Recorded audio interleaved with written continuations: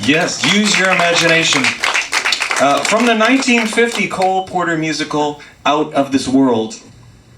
My talk this morning is about the opposite of the musical's title, for I am interested in being more deeply connected in this world to ourselves and to one another. But the message of Porter's song rings true for me, for to access joy within ourselves and among each other, we will be well served with a good dose of imagination, of imaginative practices, of mindfulness. We'll engage one such meditation within the body of my Sunday talk. John Kabat-Zinn, a major proponent of the salutary effects of mindfulness meditation on stress reduction, describes it as paying attention in a particular way, on purpose, in the present moment, and non-judgmentally. And he urges us to harness this attention in the service of living lives of greater satisfaction, harmony, and wisdom. Now, I have for years dipped into Kabat-Zinn's and others' books, and for years I've never really felt able to incorporate mindfulness into my days in a serious way. It's like going to the gym.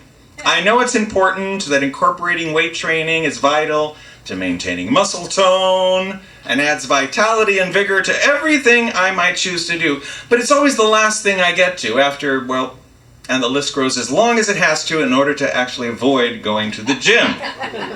So as my stress was rising to levels that affected my sleep and general functioning, as I felt distanced from others and their particular concerns, I assigned myself a sermon topic on attending to joy, prescribing myself a date with mindfulness, and committed to coming here to let you know how I did.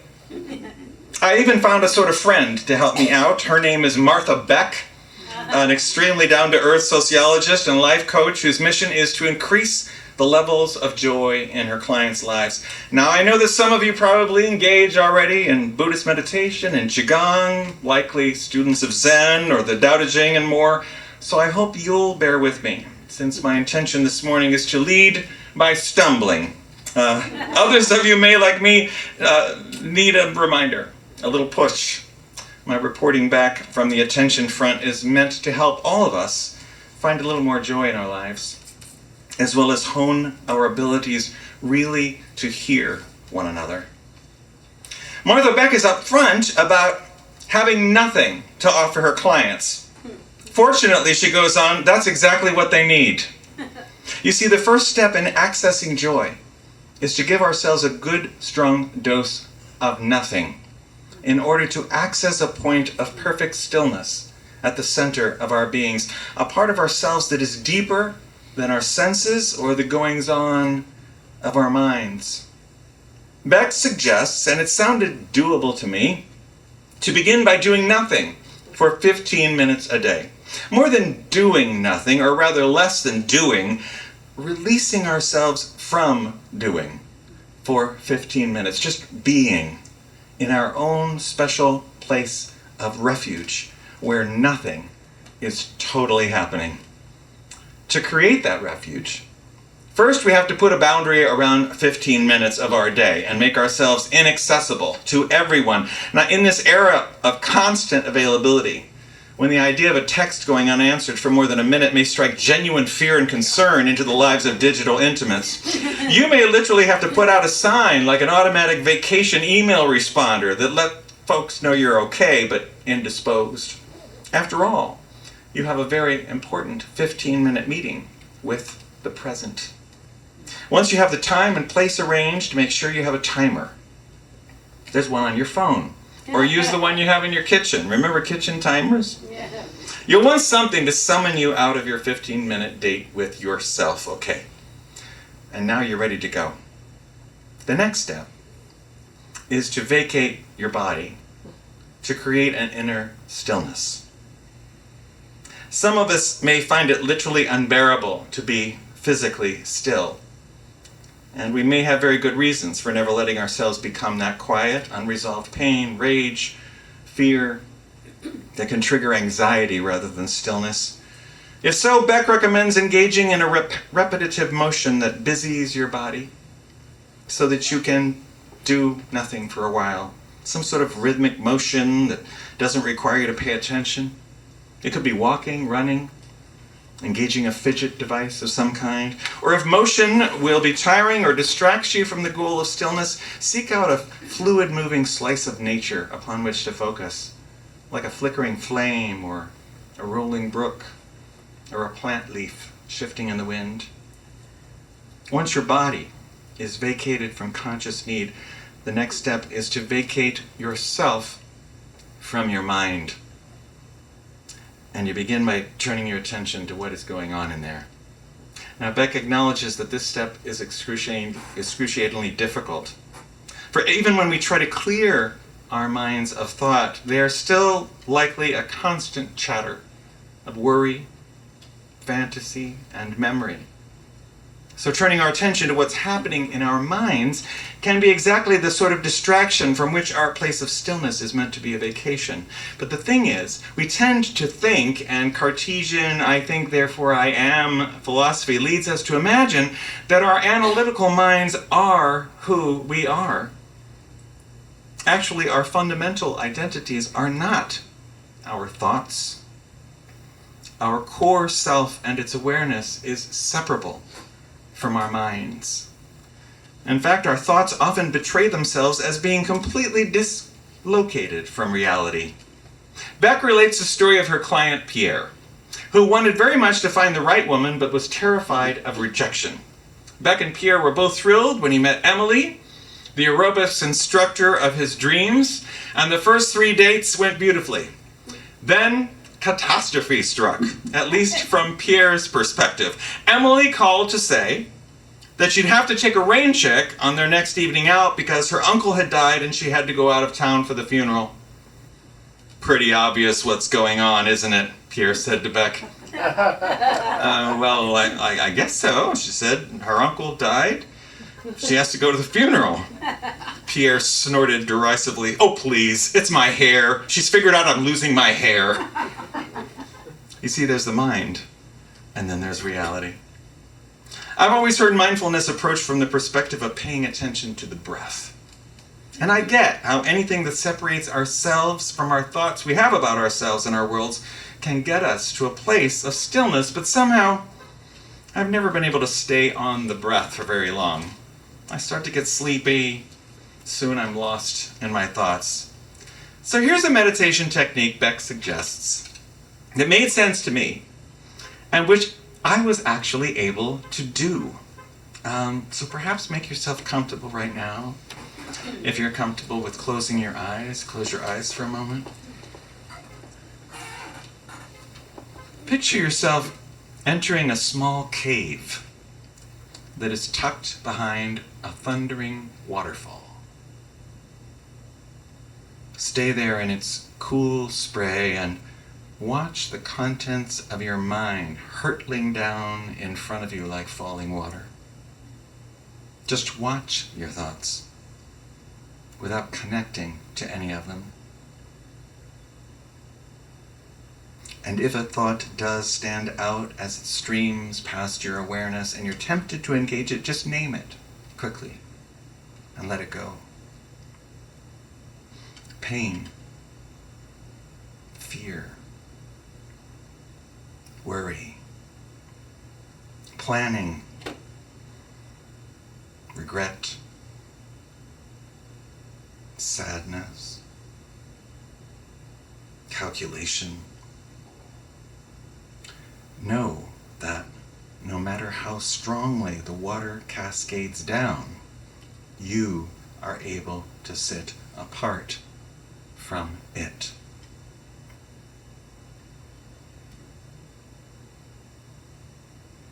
You can open your eyes because it's still early in the morning. I don't want to lose any of you. I mean, if you're afraid of water, this particular scene may not be your cup of tea, but you can analogize from this image by picturing a parade or a ticker tape of your thoughts going by. What's important is to separate yourself from your thoughts by watching and naming them. So I found my cave and set about accessing stillness. I have to tell you, I was amazed by a few things. I had imagined 15 minutes would be an endless amount of time to do nothing. And the first minute or two, I did start to get panicky. I wouldn't be able to sustain my cave-like watch. But I just let them all go, naming them: panic, worry, shame, wondering, embarrassment, flowing down in front of me like a waterfall. I named all the sort of thoughts that typically flow through my mind on a daily basis. Thoughts with which I can easily identify myself. Suddenly, after a minute or two, during the very first time I attempted this exercise, I caught a glimpse, or I felt a sense of me. Because there I was, separate from my moment-to-moment agonizing. I was safe in my cave. When the timer went off, I was so surprised that 15 minutes had gone by, I had to check to ensure my device wasn't broken. Then I sat with myself, and I realized I just felt better. I had a sense that one task at a time, I was going to be able to get things done. And I got a really good night of sleep. Now, some of you, like I, before I tried this, may be thinking, who has the time to do nothing for 15 minutes every day? There are so many things one has to do, and the day isn't long enough to get them all in as it is. And yet Beck says that doing nothing is actually the most productive activity you will ever undertake. Because in order to approach joy, you have to find the quiet to be honest enough with yourself to experience what it is your heart, your soul, your actual self desires. What it is your actual self desires. Without a place of stillness, we cannot orient ourselves to our passions, to our connections with potential joy. Always being about doing things without tuning into the center of our beings is, in Beck's words, the equivalent of fueling a mighty steamship by tossing all of the navigational equipment into its furnace. Finding stillness through doing nothing, connecting to our inner selves, we gain access to a bit of peace, because our true selves can then navigate us toward it. It is in the quiet place, at the center of our beings, that allows us actually to be us, rather than a collection of often misguided thoughts and worries. And once we establish a routine of accessing our refuge of stillness, we have in place a sanctuary that no one can take away from us, and to which we can return at will to touch base with our souls. The end goal of Beck's work isn't connection with ourselves, however, but connection with other people. If you think doing nothing is hard when you're by yourself, Beck writes, try it with another person staring at you. Yet this is the only way to allow us actually to perceive the person in front of us, let go of our own narratives, and attend to another's. And just as it did while we were alone attempting to do nothing, there will be a cascade of thoughts that beset us while trying to listen to the story of another person. She's figured out we're losing our hair. All sorts of ultimately uncharitable and often untrue opinions we have about our interlocutor or about ourselves, about what they believe or about what we think they believe, about things in the past that their words are bringing to our minds, about the next thing we're going to say as soon as the words stop coming out of the other person's mouth. All meant to insulate us against what might otherwise perhaps scarily be possible, that we might break open into the deep listening that could bring us into true dialogue with the other. If we can remain in the caves of our stillness, doing nothing, as we engage with another, the stunning uniqueness of the person in front of us might enrich, might change our worlds. Beck writes, it is impossible for me to truly do nothing while interacting with another person and not see in each of them a being of such breathtaking beauty and value that I can hardly stand it. And she goes on, this is true even of people I don't like, at least not with the small mind I use in daily living. while present in our places of stillness, desires to control or to silence can turn into a gratitude for being present with another unique iteration of the universe coming into consciousness before our very ears. Located in our true selves, outside and apart from the thoughts we have, we get the holy opportunity to begin to see glimmers of the true selves of others. We can break free of the internalized biases that fog what amount to interpersonal drive-bys and deeply connect to the stories of co-human beings, now able to be appreciated in greater clarity. Within our caves of stillness, the conflicts we experience with others can be revealed for what they often really are: battles against our beliefs about the other that likely aren't true, and internal conflicts that insulate us from facing what is really true about ourselves. Listening deeply, perhaps counterintuitively, begins with us. And it's no wonder, however, that we might be so resistant to meeting our true selves in a place of stillness. And we need to give ourselves care in this, for that kind of honest appraisal can be threatening. Yet honesty is what we need. We need to depend upon honesty to access our authenticities. And unfortunately, the world may well not conspire with our ability to live authentically. In fact, we may have to hide our truths at times for our own safety. 15 minutes. It's not everything, but I'm telling you that it is something important. Getting out of our safe but stultifying ruts, discovering new and liberating meaning, living into our personal, unique to the universe, bliss. This morning I'm suggesting that all of these can be allowed to emerge by doing less, by doing, as it were, nothing, and by encountering ourselves in the stillness that we have the ability to create. If we can attend to finding stillness, if we can open ourselves to embracing honesty, then we can begin to learn to identify the true desires of our beloved hearts, live into the attendant joy that is our birthright, and begin the work of listening to the truths of others. Dare we risk hearing the call of our souls? I pray that it may be so for me, and that by sharing my example, by stumbling towards stillness, I might inspire it to be so more and more for you.